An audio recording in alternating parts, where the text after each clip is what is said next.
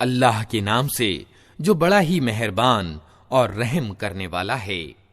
अलिफ लाम मीम। इस किताब का अवतरण निस्संदेह सारे जहान के रब की ओर से है। क्या ये लोग कहते हैं कि इस व्यक्ति ने इसे खुद घड़ लिया है? नहीं, बल्कि ये सत्य है तेरे रब की ओर से, ताकि तू सावधान करे एक ऐसी कौम को जिसके पास तुझसे पहले कोई सावधान करने वाला नहीं आया, शायद कि वे मार्ग पा जाएं। वो अल्लाह ही है जिसने आसमानों और जमीन को और उन सारी चीजों को जो उनके बीच हैं 6 दिनों में पैदा किया और उसके बाद सिंहासन पर विराजमान हुआ।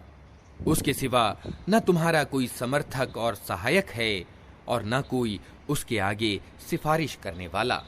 फिर क्या तुम होश में ना आओगे?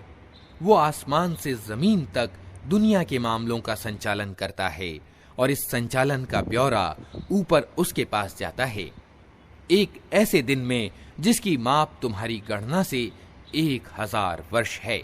वही है हर छुपे और खुले का जानने वाला, प्रभुत्वशाली और दयावान। जो चीज भी उसने बनाई खूब ही बनाई। उसने इंसान के सृजन का आरंभ गारे से किया, फिर उसकी नस्ल एक सत से चलाई जो तुच्छ पानी की तरह का है, फिर उसको नख शिख से ठीक किया और उसके भीतर अपनी रूह फूंक दी और तुमको कान दिए, आंखें दी और दिल दिए। तुम लोग कम ही कृतज्ञता दिखाते हो। और ये लोग कहते हैं, जब हम मिट्टी में रल मिल चुके होंगे तो क्या हम फिर नए सिरे से पैदा किए जाएंगे? असल बात यह है कि ये अपने रब के मिलन का इनकार करते हैं। इनसे कहो, मौत का वो फरिश्ता जो तुम पर नियुक्त किया गया है तुमको पूरा का पूरा अपने कब्जे में ले लेगा और फिर तुम अपने रब की ओर पलटा लाए जाओगे। काश तुम देखो वो समय जब ये अपराधी सिर झुकाए अपने रब के सामने खड़े होंगे। उस समय ये कह रहे होंगे, ऐ हमारे रब, हमने खूब देख लिया और सुन लिया, अब हमें वापस भेज दे ताकि हम अच्छा कर्म करें, हमें अब विश्वास आ गया है।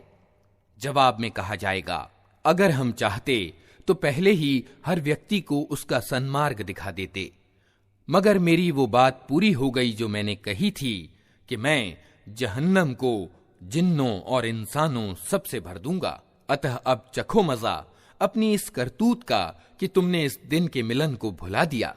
हमने भी अब तुम्हें भुला दिया है।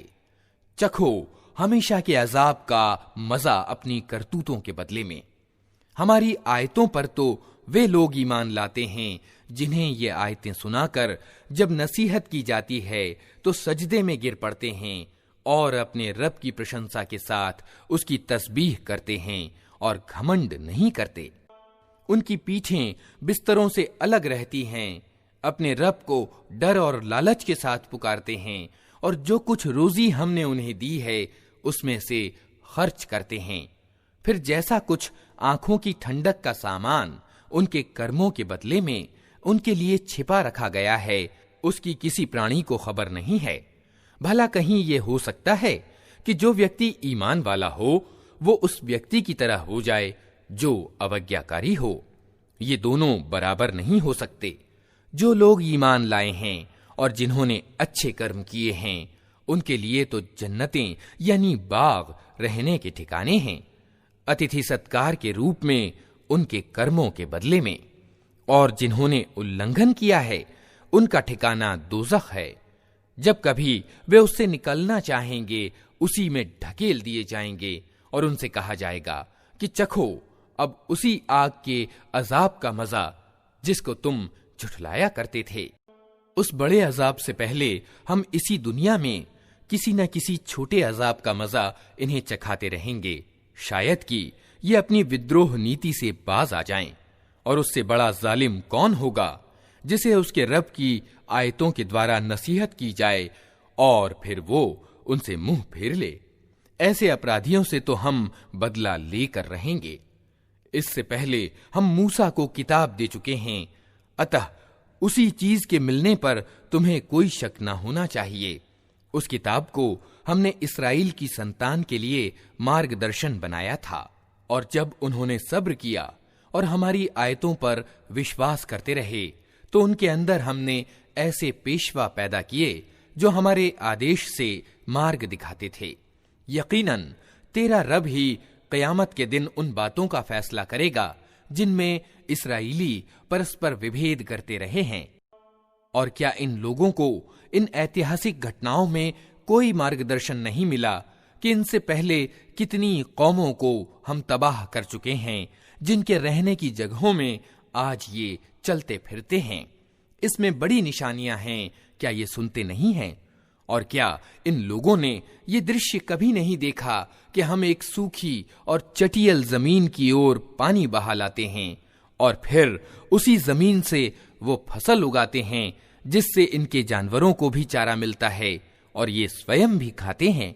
तो क्या इन्हें कुछ नहीं सूझता? ये लोग कहते हैं कि ये फैसला कब होगा?